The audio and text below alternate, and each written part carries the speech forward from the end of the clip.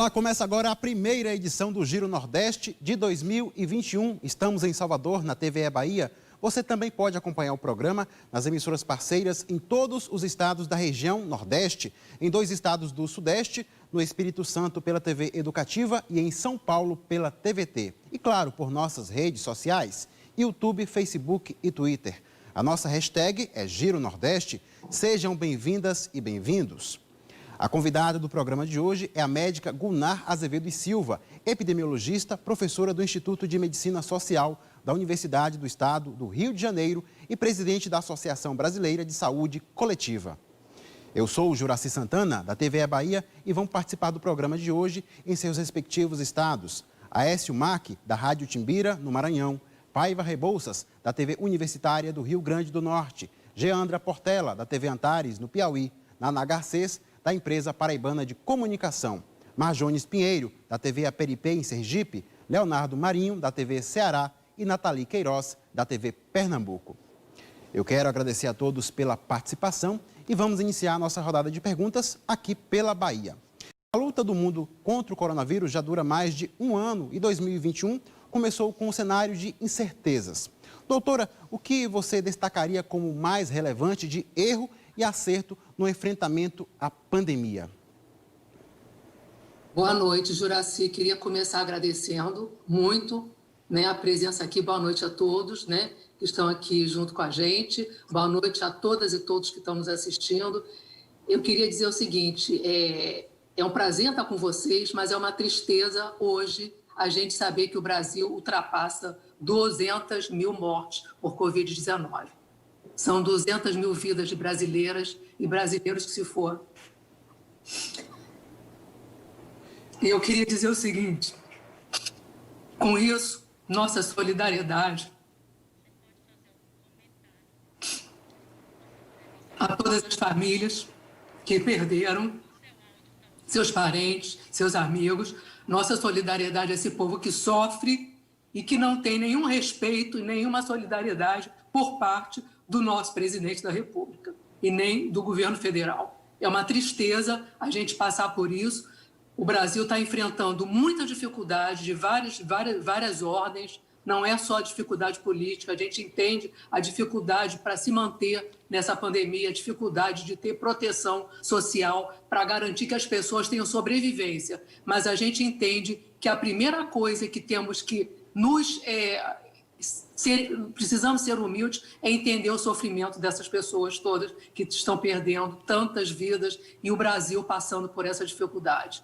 Então, assim, há muito que ser feito e eu queria agradecer demais e também elogiar o trabalho que a imprensa vem fazendo, né? Hoje, quando o ministro da Saúde disse que a imprensa aumentava o problema, a imprensa estava sendo talvez responsável por intensificar a crise, eu queria dizer que a gente não concorda com isso. Vocês têm feito um bom trabalho no sentido de informar, de comunicar à população que a gente está realmente passando por um momento muito difícil e temos que ter solidariedade de todos e dever do Estado. Doutora, muito obrigado. Eu entendo a sua emoção. Nós, profissionais da comunicação, estamos exaustos. Imagine vocês que estão, de fato, na linha de frente, profissionais da saúde, cientistas, todos. Nós entendemos esse choro. Também é um choro da gente de não entender como que as coisas estão caminhando para essa forma, para esse cenário que nós estamos vendo hoje. Muito obrigado. E nós seguimos com o nosso Giro Nordeste. Vamos a São Luís, capital do Maranhão. Quero chamar Aécio Mac, da Rádio Chimbira, que faz a sua estreia aqui em nosso programa. Seja muito bem-vindo. Olá, que prazer estar com vocês aqui, a gente conversando para todo o Nordeste, né? E também para boa parte do Brasil, que depois vai poder assistir todo, né, o nosso bate-papo. Eu fiquei com o coração muito apertado pelas palavras da nossa entrevistada. Eu já tive a Covid, tive de uma forma muito forte, eu posso falar. Fiquei 14, 15 dias de maneira bem complicada, não precisei usar respirador, mas eu senti na pele, eu e toda a minha família, o que a Covid pode trazer e o que a Covid pode causar. Só para você ter uma ideia, você que está assistindo aí o nosso programa, aqui no Maranhão a gente já teve 5.537 mortes, desse número que a nossa convidada falou, né? E a pergunta é o seguinte para a nossa convidada: a vacina realmente, doutora, é a luz aí no nosso fim do túnel, né, que está todo mundo falando, né? Ela realmente é segura? Hoje pela manhã na rádio a gente estava conversando sobre sintomas que uma brasileira tomou essa vacina lá no Reino Unido, ela estava falando dos sintomas. Qual é a sua opinião, doutora? Olha só, na realidade, a gente tem que pensar que são várias vacinas que vêm sendo desenvolvidas, vêm sendo produzidas, né? O Brasil está nessa dificuldade de assegurar a vacinação para todas, né? E todos. Mas, assim, a vacina, até que ela seja aprovada em algum país do mundo e no Brasil também, ela passa por várias etapas. Então, ela só vai à frente no seu desenvolvimento e produção e consegue o registro se ela tiver uma eficácia, mas também uma segurança garantida. Então, as vacinas são seguras, a gente pode ficar tranquilo. Se elas forem aprovadas, se elas passarem por todas essas etapas, elas são seguras. Agora, é natural porque efeito colateral para qualquer remédio a gente tem. À medida que a gente faz uma vacinação em grande escala, é esperado que a gente tenha efeitos colaterais. Só que o que precisa ser pesado é o que é maior, qual é o risco maior? Não fazer nada e ter a Covid ou ter um número pequeno de efeitos colaterais, que na sua maioria parece que são leves, não são efeitos colaterais gravíssimos. Tem algumas vacinas que têm efeitos colaterais piores ainda do que essas vacinas que vêm sendo desenvolvidas para a Covid-19. Então, a população não deve ficar com medo por conta do efeito colateral. O medo maior é ter Covid, como você bem falou. Não é fácil a Covid. Em alguns lugares, tem famílias que a família inteira está com Covid. Alguns lugares, a família inteira está sendo internada. Isso é que é grave. Então, não vamos ter medo das vacinas. Vamos tentar apostar nelas e pedir para a população entender que, mesmo com a vacina, não vamos poder abrir mão de todas as outras medidas. Até que a gente tenha muita tranquilidade de dizer que a pandemia está controlada. Doutora, muito obrigado. E seguimos, vamos agora para Natal, é a vez de Paiva Rebouças, da TV Universitária do Rio Grande do Norte, fazer a pergunta à presidente da Associação Brasileira de Saúde Coletiva, Gunnar Azevedo e Silva. Olá, Juraci, doutora Gunnar, colegas de bancada, pessoas que assistem a gente aqui no Nordeste e no Sudeste. Como a senhora disse, doutora, hoje ultrapassamos a fatídica marca dos 200 mil mortes causados pela Covid-19, só aqui no Rio Grande do Norte são mais de 3 mil mortes. É um número que pode ser considerado pequeno, mas é uma quantidade maior do que algumas cidades aqui. Tem cidades que têm menos de 3 mil habitantes.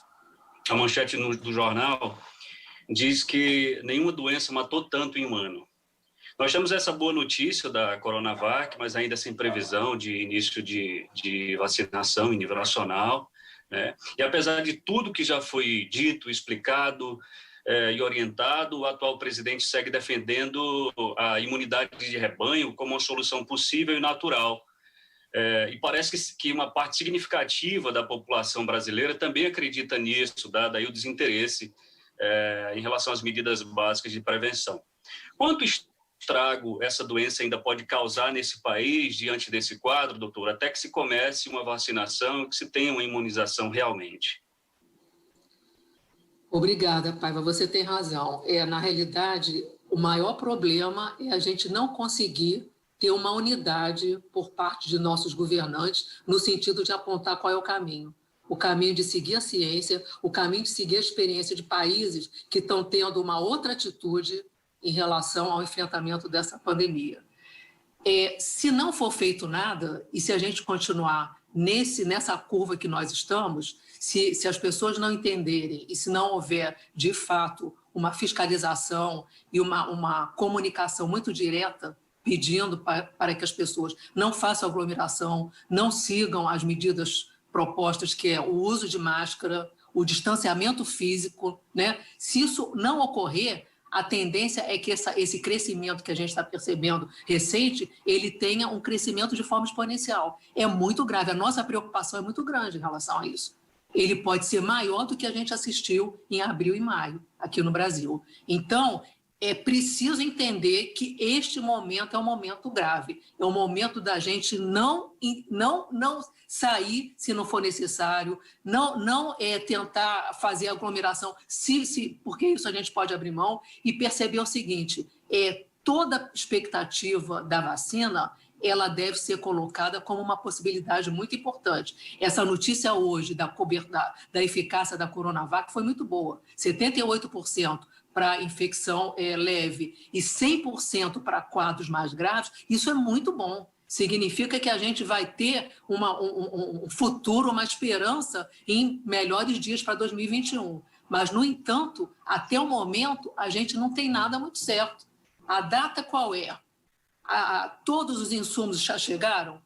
Seringas, agulhas, né? Tudo isso já chegou para garantir que a vacinação vai ser feita para todos, e nós defendemos que não haja diferença. A vacina tem que chegar em todos os estados, em todas as populações, e com muito cuidado para as populações mais vulnerabilizadas, que são justamente essas que têm um risco maior. Então, assim, se nada for feito, e se a gente continuar com esse discurso dúbio, esse discurso que confunde a população, o risco é muito grande. 200 mil pode passar rapidamente para o dobro. E o que significa isso?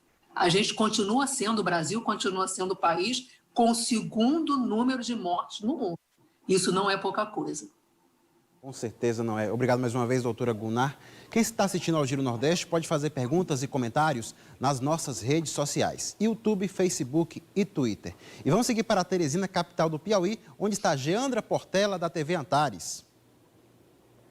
Olá, Juraci, saudações, um feliz 2021 e também vacina segura para todos nós. Doutora, a senhora como presidenta da Abrasco, a senhora foi responsável pelo envio de uma carta ao STF afirmando que o plano de imunização está equivocado. O que motivou essa afirmação e o que pode ser otimizado? Obrigada, Geandra, pela sua pergunta. É bom eu poder esclarecer isso e mostrar a nossa posição. Nós, da Associação Brasileira de Saúde Coletiva, que representa, na realidade, todos os profissionais que trabalham com saúde pública, com saúde coletiva, os profissionais que estão no SUS, as pessoas que estão na formação, nos programas de pós-graduação e graduação para essa área, a área da saúde coletiva, que é a saúde pública brasileira, nós, desde o início da pandemia, começamos a nos preocupar com a inexistência de um plano concreto de enfrentamento.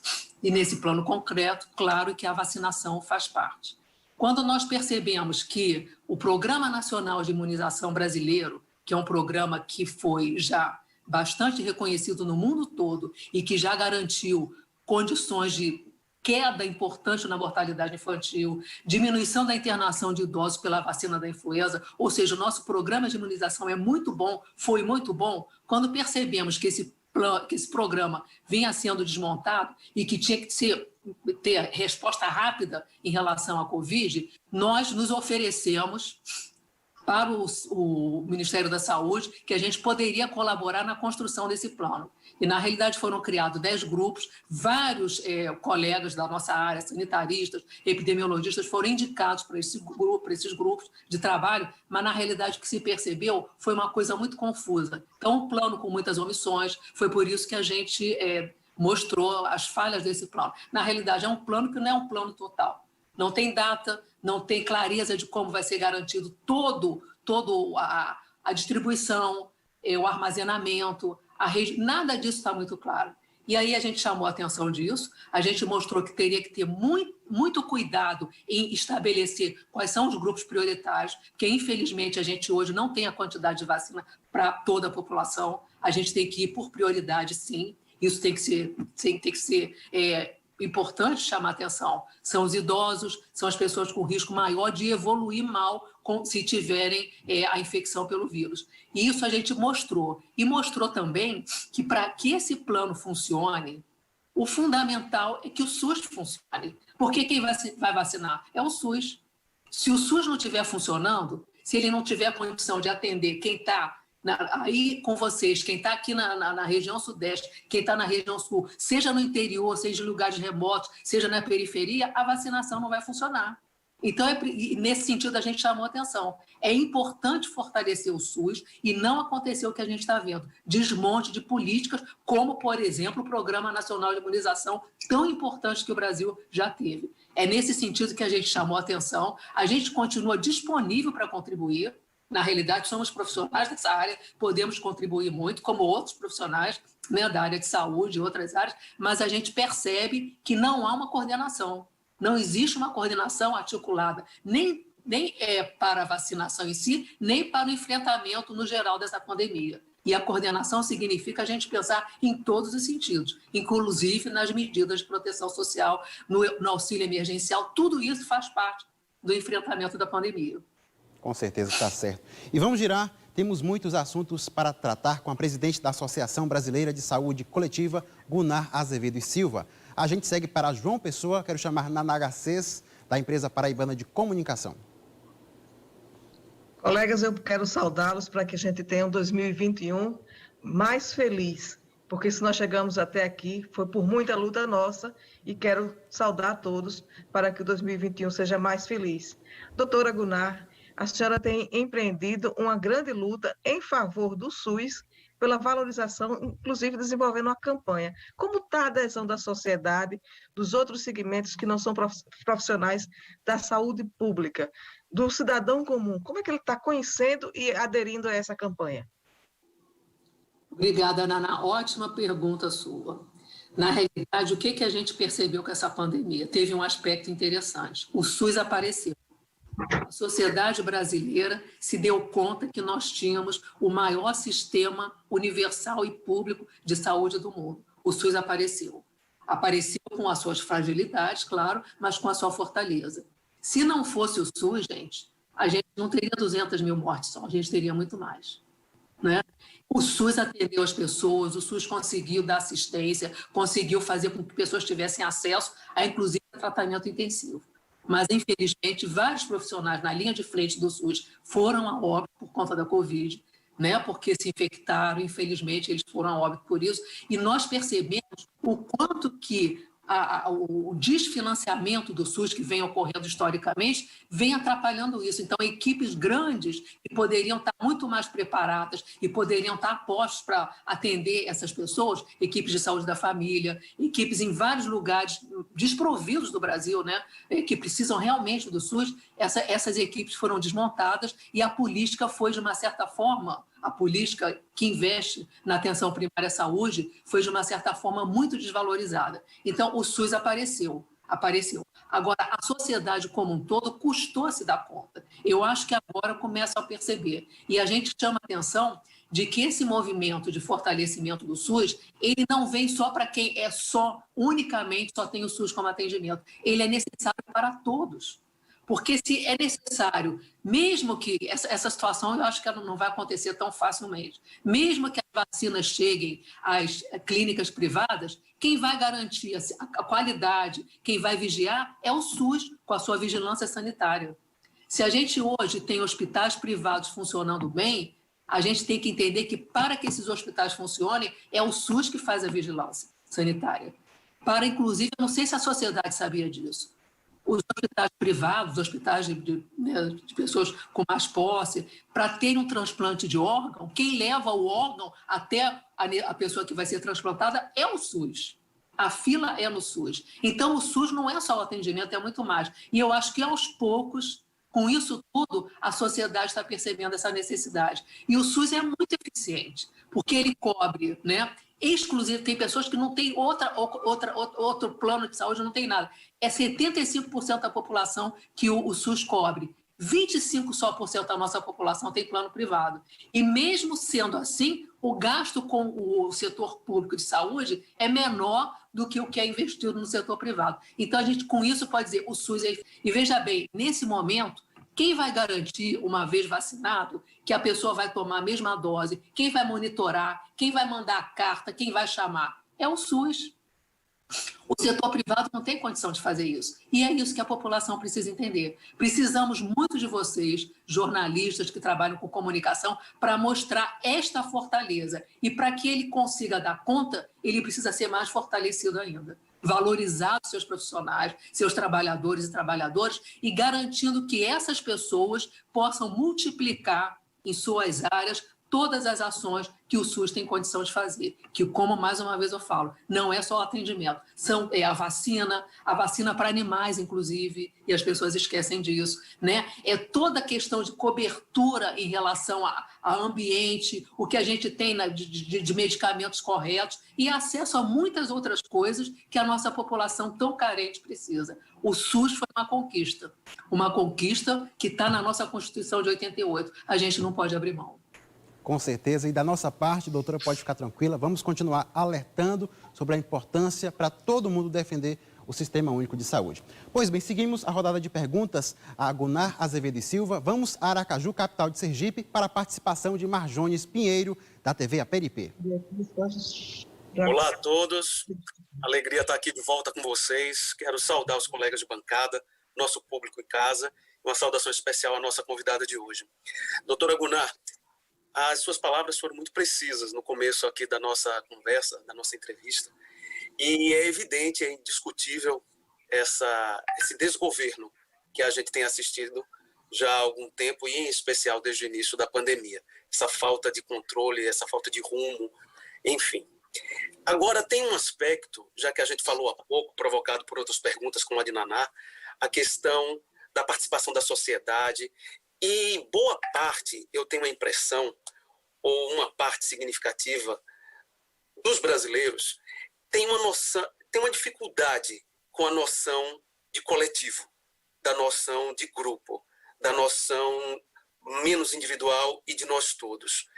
A senhora pode avaliar de que maneira o comportamento de parte desses brasileiros e brasileiras que age de uma maneira como se não devesse existir um compromisso nosso com o outro.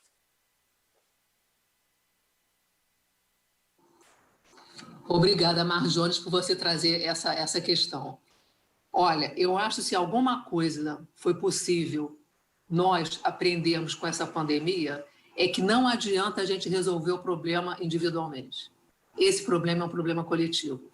O sentido da solidariedade, o sentido de entender o coletivo, fica muito claro quando a gente coloca uma questão muito simples. Não adianta só eu me vacinar. Se eu sozinha me vacinar e as outras pessoas em torno não tiverem se vacinado, o vírus vai continuar sendo transmitido.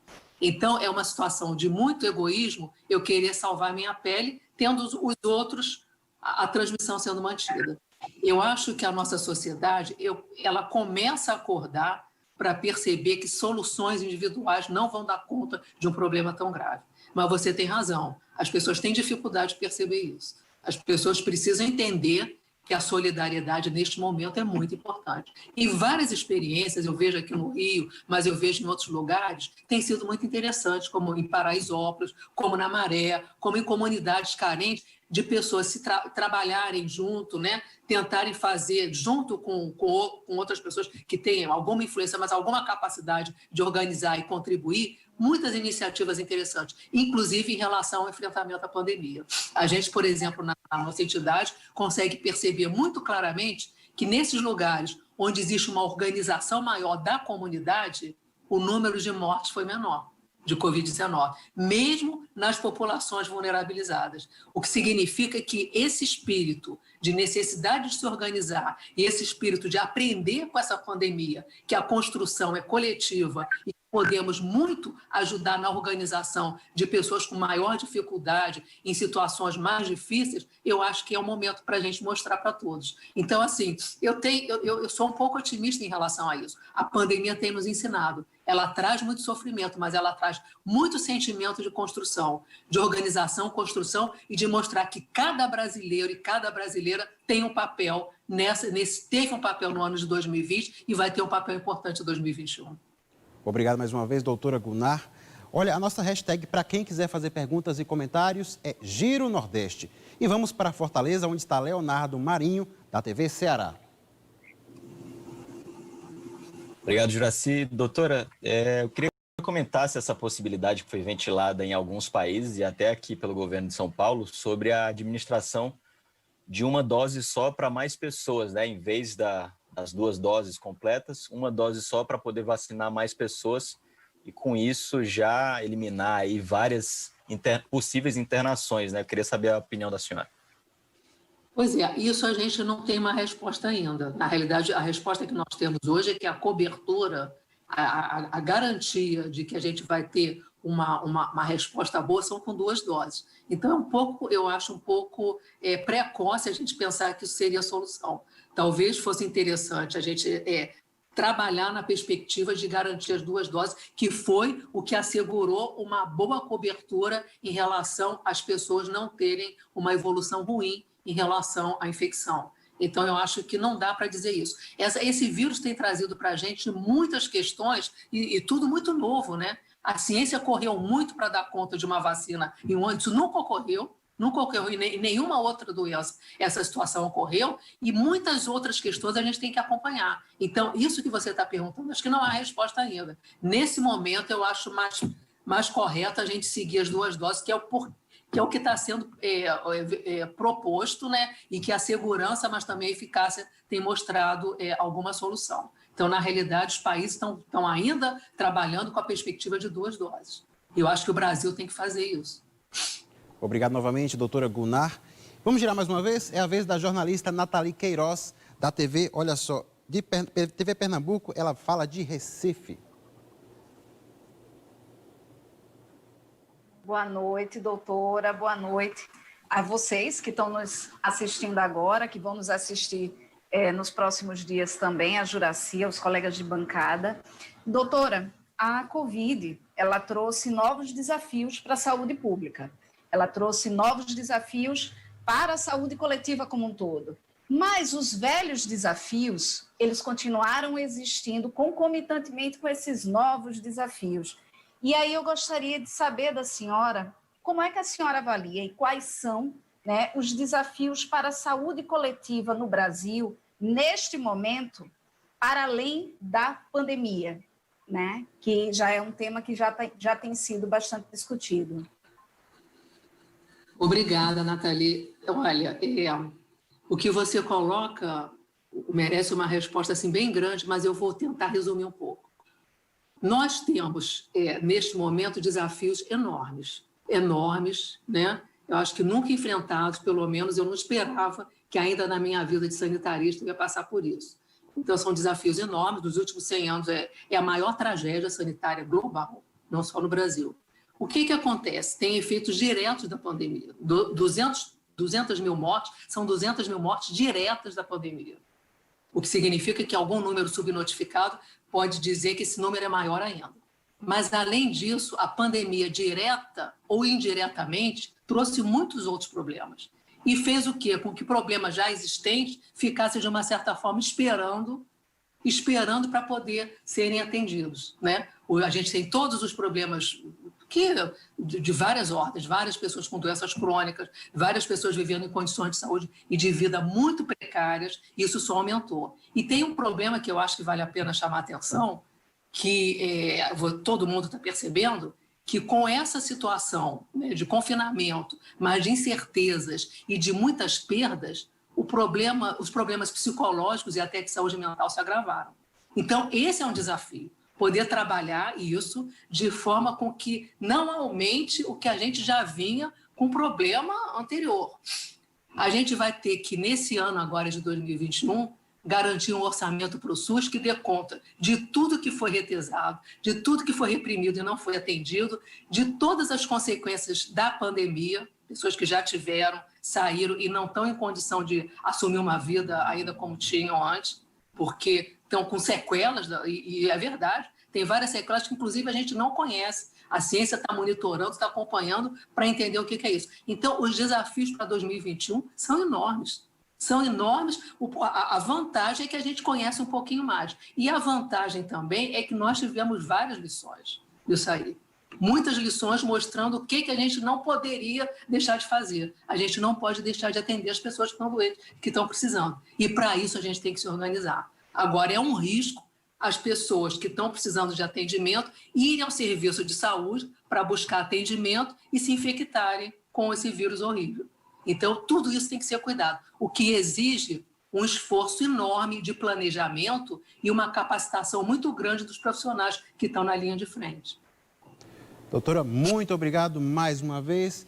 Olha só, esta entrevista está sendo exibida por televisões e rádios públicas. E vamos a mais uma pergunta daqui da Bahia para Gunnar Azevedo e Silva, presidente da Associação Brasileira de Saúde Coletiva. Nesta semana, deputados do Chile apresentaram um projeto de lei para tornar obrigatória a vacinação contra o coronavírus e não voluntária, como estabelecido até agora. Medidas parecidas foram ou estão sendo tomadas em outros lugares do mundo. Aqui no Brasil, o Supremo Tribunal Federal entende que o Estado pode determinar que a vacinação da população seja obrigatória. Doutora, esse é o melhor caminho a ser seguido? Pois é, Juraci, eu acho que mais importante de falar que tem que ser obrigatória ou não é a gente poder ter uma estratégia muito boa de comunicação para que a população faça adesão à vacina. É mais importante do que discutir se é obrigatório ou não. Porque, veja bem, a população brasileira sempre atendeu aos chamados para vacinação. As campanhas de vacinação brasileira, no Brasil sempre foram muito exitosas. A população responde bem quando é chamada para fazer a vacina, sempre colaborou. Então, eu acho que colocar essa questão da obrigatoriedade ou não é uma questão secundária. O mais importante é dizer o que se ganha com a vacina, a necessidade de vacinar, a necessidade de pensar na proteção para a própria pessoa, para a sua família e para a sua comunidade, mas a necessidade de entender que o problema só vai ser resolvido com possibilidade de enfrentamento geral. A adesão, eu não acredito que a população brasileira não queira ser vacinada, ou que exista, sei lá, 30%, 27% de pessoas que não querem ser vacinadas. Eu não acredito, porque eu acho que, de fato, os brasileiros e brasileiras sempre atenderam aos chamados. O que está acontecendo é que não existe uma campanha muito bem feita de comunicação, estou falando uma campanha de governo, de comunicação. Existem mensagens contraditórias e mensagens que inclusive, fazem com que a população fique perdida e partindo até da referência maior, né, do país, né, do presidente da República, mensagens que minimizam o risco e que não estimulam a vacinação. Então, mais importante do que ser obrigatório é a gente dizer para as pessoas: venha vacinar, a vacina é segura e você precisa ser vacinado para a gente poder sair dessa situação com mais segurança e poder ter dias melhores em 2021 ainda. Quem deveria ser referência não está longe de ser. Muito obrigado, doutora. Olha, agora é hora da participação do público do Giro Nordeste. A professora Antonella está assistindo pelo YouTube e enviou a seguinte pergunta a Gunnar Azevedo e Silva: como são decididos os casos prioritários no plano de vacinação? Ótima pergunta essa. Na realidade, a Organização Mundial de Saúde já estabeleceu algumas propostas, né, que colocam como prioridade pessoas idosas, pessoas com comorbidade, e a gente coloca o que também é importante estar ali. Populações indígenas, populações que vivem em situação de muita vulnerabilidade, quilombolas e outras situações, e profissionais de saúde. Não só os profissionais diretamente da saúde, mas os profissionais que estão na linha de frente de segurança, de tudo isso. Então, assim, existe já uma classificação de pessoas que estariam nessa prioridade, nessa linha de prioridade, estariam com mais necessidade de estarem na frente dessa fila. Isso que é o critério de prioridade. Agora, como nós vamos garantir que o Brasil vai exercer isso? Como a gente vai garantir que alguém que não seja de prioridade tome o lugar de quem é de prioridade? Isso é fundamental. Quem pode garantir isso, gente? Quem pode garantir isso é o SUS. O SUS que conhece a sua comunidade, o SUS que trabalha na atenção primária, na atenção básica, que acompanha a estratégia de saúde da família seria fundamental para poder dizer, olha, nessas famílias a gente tem tantas pessoas que precisam de fato serem vacinadas, porque são idosos ou porque têm problemas de saúde, e a gente tem que garantir que isso seja feito de uma forma, aí novamente a gente volta a chamar, muito cidadã e com muita solidariedade, porque temos que garantir que essas pessoas, já que a gente não tem vacina hoje para todo mundo, que essas pessoas tenham acesso logo e seja um acesso acompanhado. Elas vão ser vacinadas, vão ser chamadas para a segunda dose e vão ser monitoradas, porque caso elas venham a ter algum efeito colateral, precisamos acompanhar e precisamos dar assistência. Obrigado, doutora Gunnar. E temos mais perguntas. Vamos chamar novamente a Aécio Mac, da Rádio Timbira, no Maranhão. Olá, novamente, né? Que prazer, né? Eu quero registrar aqui o meu prazer de estar participando pela primeira vez. Recebi o convite aqui do Maranhão, né? Da nossa coordenação da Rádio Timbira e eu me senti lisonjeado, né? De estar junto com vocês. A Gunnar já é uma conhecida de vídeos e de textos que a gente procura fazer. Nós apresentamos um programa aqui chamado Com Saúde, onde a gente leva informação todos os dias à população do Maranhão, porque aqui nós temos 217 municípios e tem lugares que a gente só tem um rádio, né, para levar essa informação. Então a gente faz uma espécie de consultório radiofônico, onde a gente conversa com médicos, especialistas e a gente sempre leva informação à nossa população. Uma coisa também interessante se falar sobre a questão, como a Gunnar falou, sobre que não acredita que as pessoas vão querer vacinar, mas, Gunnar, te falar uma coisa, aqui no Maranhão tem uma tal de crença tão forte, que na época do período do HPV, por exemplo, da vacinação, as igrejas, elas se uniam para que as pessoas não se vacinassem. Por exemplo, as meninas não se vacinassem para não incentivar o início da relação sexual, só para você ter uma ideia. E isso ainda é muito forte aqui. A força da igreja dentro do nosso estado é muito forte. Então tem muita gente indo pela cabeça do presidente, porque o presidente é um religioso, né? Um homem segundo Deus, e eles estão falando realmente, eu já ouvi isso aqui, eu já li, que eles não vão se vacinar caso o presidente não se vacine. Mas a minha pergunta, é só um comentário, a minha pergunta é outra, porque eu estava estudando essa semana e eu queria muito perguntar para você do que se trata, né? Essa proteína S, que ela está ausente nessa nova variante do coronavírus. Tem muita gente falando sobre isso e eu queria entender um pouquinho sobre essa proteína S, o que ela é. Que bom estar falando com você. Obrigada, Aécio. Eu queria tentar responder a sua pergunta, que é muito orgulho para a gente, o pessoal do Maranhão, viu? O presidente do Conselho Nacional de Secretários de Saúde é do Maranhão, ele é secretário de Saúde do Maranhão, né? E ele tem feito um excelente trabalho no CONAS. O Carlos Lula, né? É o coordenador do programa que eu apresento, é o meu coordenador, ele que teve a ideologia de criar esse programa, então eu sou muito orgulhoso de ter um coordenador como o Carlos Lula. Pois é, e na semana passada ele mesmo falou, vai ser um risco muito grande a gente conseguir vacina e não conseguir seringa. Importante essa fala, porque veja bem, chegar a vacina não é só chegar a vacina, tem que chegar a vacina e tudo que é necessário para vacinar, para ter a vacinação. Então, eu acho importante e eu mando um abraço para ele, viu? Gosto muito das posições dele, fico muito feliz dele estar à frente do CONAS. Olha só, Aécio, na realidade, o que se percebe é que os vírus fazem naturalmente, faz parte da biologia deles, essa mutação. Ainda não se sabe se as variantes, se as mutações que estão ocorrendo, tendo as características da primeira variante, são suficientes para indicar que a vacina não dá conta. Parece que a vacina ainda dá conta. Porque essas vacinas que estão sendo desenvolvidas agora para a Covid-19 são vacinas com tecnologia muito inovadoras. Então, e mesmo que haja essa necessidade, elas conseguem migrar rapidamente para dar conta desta tal variante. Então, eu não ficaria preocupada. E é interessante que essa pandemia, do jeito que ela é uma pandemia online, né? A gente acompanha online o número de casos, mas a gente acompanha online o que está sendo desenvolvimento da vacina, o que tem em cada uma. Então, todo mundo virou... como técnico de futebol, né? Todo mundo é um pouco epidemiologista, é um pouco infectologista, mas o importante é entender o seguinte: de qualquer jeito, eu acho que a ciência tem condição de dar resposta, eu não sei se tão rápido, mas tem condição de dar resposta a isso, pelo avanço científico que foi conseguido, que já vem sendo conseguido em relação à vacina. Mas o que eu queria chamar a atenção de você é a comparação desta vacina com a vacina do HPV, tá? Na realidade, eu sou epidemiologista na área de câncer, eu não sou na área de doenças transmissíveis, mas eu acompanhei muito a questão da vacinação do HPV.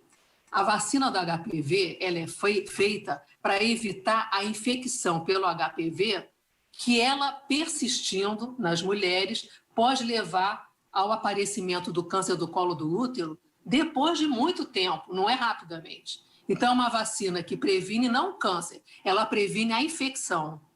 Então, as meninas que estão sendo vacinadas, adolescentes, não entendem como é, e não fica claro também para as mães, para as famílias, como é você ter uma vacina hoje para prevenir uma infecção que poucas iriam desenvolver caso a infecção do HPV persistisse. Porque é uma infecção também que, ao longo da vida, ela vai sendo eliminada, entendeu? O risco é você ter a infecção persistente. E é uma situação onde a gente tem, já tem de muito tempo, o rastreamento. Se a gente tiver condição de fazer o rastreamento para o câncer do colo do útero, esta mulher rastreada no momento correto, na população-alvo no momento correto, ela não vai evoluir para a doença, porque ela vai ser tratada antes, entendeu? A gente tem mais recurso para isso do que tem para a Covid. É uma situação completamente diferente, não dá para comparar. E aí o que aconteceu foi isso. Como o HPV é um vírus transmitido sexualmente, né? As pessoas conservadoras e as pessoas vieram com essa discussão. No entanto, o que a gente está vivendo agora é diferente. A gente está precisando de uma vacina para um vírus que vai dar infecção daqui a 7 dias, se você se contaminar.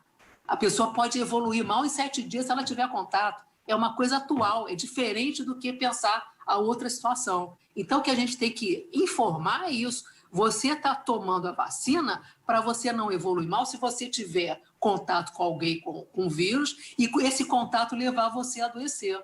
Entendeu? E o adoecimento não é em 20, 15 anos, como é a questão do HPV. Então, se quiserem comparar, a comparação é completamente errada. E o que eu falava na questão do HPV, quando era importante vacinar as meninas na faixa etária, eu falava, e as mães das meninas que já tiveram contato com HPV, já têm infecção, elas têm o que fazer? O rastreamento, elas têm que fazer o Papai Nicolau, o preventivo ginecológico, entendeu?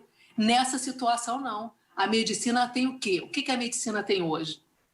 Ela tem praticamente a vacina, que vai ser, espero que a gente consiga ter uma boa notícia no Brasil, e a gente tem as medidas de saúde pública, é isso que a gente tem. Os pacientes que, infelizmente, evoluem mal, são tratados de forma, nas melhores práticas da medicina intensiva, e a gente também tem aprendido muito, a medicina tem aprendido muito, e hoje a gente já sabe que a letalidade pelo Covid diminuiu, porque as pessoas estão sabendo lidar melhor com os casos. Então, assim, eu não me preocuparia com essa situação hoje. Entendeu? Eu me preocuparia, sim, em chamar as pessoas para vacinar e garantir que a vacinação chegue a todos. Correndo dentro da questão dos riscos, né? Das pessoas com maior risco, vendo as prioridades, para poder até a gente chegar a vacinar toda a população. Obrigado, doutor. E seguimos com mais questões para Gunnar Azevedo e Silva. Quem está acompanhando o Giro Nordeste pode fazer comentários nas nossas redes sociais, YouTube, Facebook e Twitter. E vamos falar mais uma vez com Paiva Rebouças, da TV Universitária do Rio Grande do Norte. Doutora Goulart, nós temos hoje pelo menos 6 farmacêuticas desenvolvendo vacinas contra a Covid-19. Aqui no Rio Grande do Norte, o Instituto de Medicina Tropical da UFRN estuda o uso do plasma sanguíneo no tratamento de casos graves do novo coronavírus. Que outras alternativas podem ser consideradas como estratégicas para barrar o SARS-CoV-2?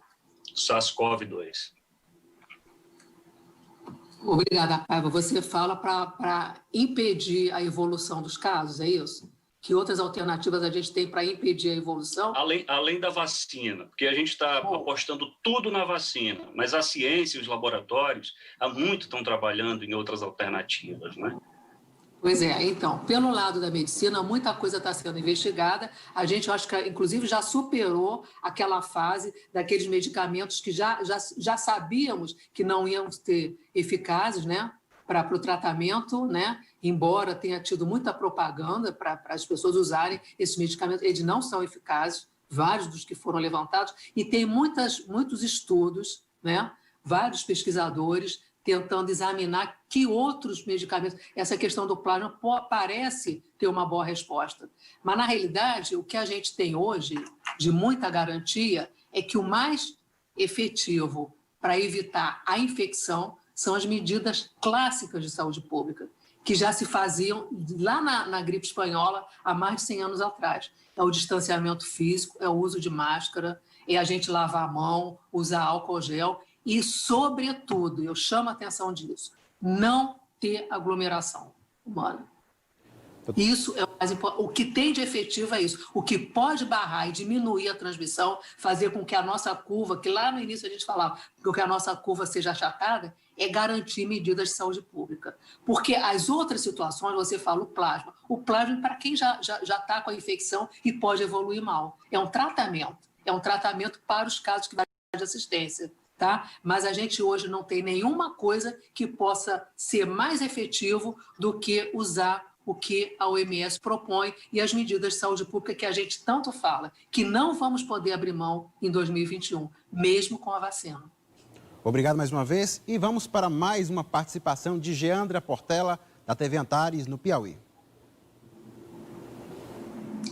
Doutora, apesar dos avanços nos estudos, é fato do que ainda há muito o que se descobrir sobre o novo coronavírus. Mas no que diz respeito à reinfecção, o que já se sabe, o que já se pode afirmar sobre isso? Pois é, essa pergunta é difícil, viu, Geandra? Em relação à reinfecção, a gente primeiro achava que não acontecia. Se fosse, né, relatado, seria uma situação rara. Ainda é considerado uma situação rara. O problema é que, para a gente entender isso, a gente teria que ver em cada caso infectado, identificar o vírus e entender que vírus é, entendeu? Seria um processo difícil para cada situação dessa. Eu não sei se a gente consegue, mas eu acho que a ciência vai ter resposta para isso.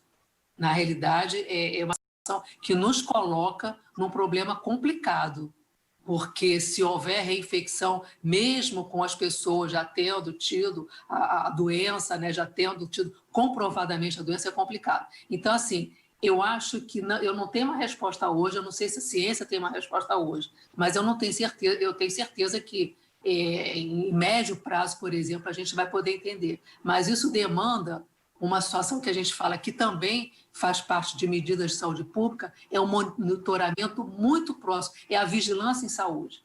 A pessoa que teve, ela tem que ser monitorada, tem que ser acompanhada e tem que entender o que acontece depois. Não só ela, como todas as pessoas que elas tiveram contato. Aí a gente vai poder compreender. Uma das coisas que complica um pouco a gente entender a situação de reinfecção ou não, é que os testes começaram inicialmente, muitos deles não estavam com uma qualidade comprovadamente boa, entendeu? Então, a gente não sabe se a pessoa fez o teste, era negativo, não era, se ela fez o teste e o laboratório deu como positivo e na realidade não era, entendeu? Tudo isso é bastante complicado. É um ponto que a ciência tem que entender melhor. Nesse momento, a gente tem que entender melhor. Parece, sim, que há possibilidade de reinfecção, mas não parece que seja uma coisa tão comum. A maioria dos casos, na realidade, se vacinados, devem ter uma boa resposta. Não se sabe por quanto tempo, né? Os anticorpos, a imunidade vai permanecer, mas é importante o monitoramento para a gente entender isso. Obrigado, doutora. E quero chamar mais uma vez Naná Garcês, da empresa paraibana de comunicação. Ela vai fazer mais uma pergunta à presidente da Associação Brasileira de Saúde Coletiva, Gunnar Azevedo e Silva.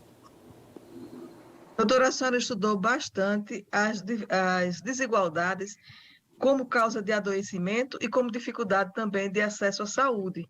Nesse ponto, eu gostaria de saber quando ou que efeito a pandemia está trazendo para aliviar ou reduzir as desigualdades, porque ela exibiu todas as nossas falhas na desigualdade de tratamento das pessoas. Mas nós sairemos dessa questão com menor desigualdade? Obrigada, Naná. Você tem toda a razão. A epidemia mostrou de forma muito clara como o Brasil é um país desigual, né? A desigualdade social, socioeconômica no Brasil ficou muito nítida agora. A pandemia pode diminuir isso. O que a gente está vendo é que o risco de adoecer, de evoluir mal, o risco, inclusive, de ir a óbito por conta desse vírus é maior nas pessoas com maior dificuldade, com maior condição de vida pior, com mais vulnerabilidade social. Então, assim, o que eu diria?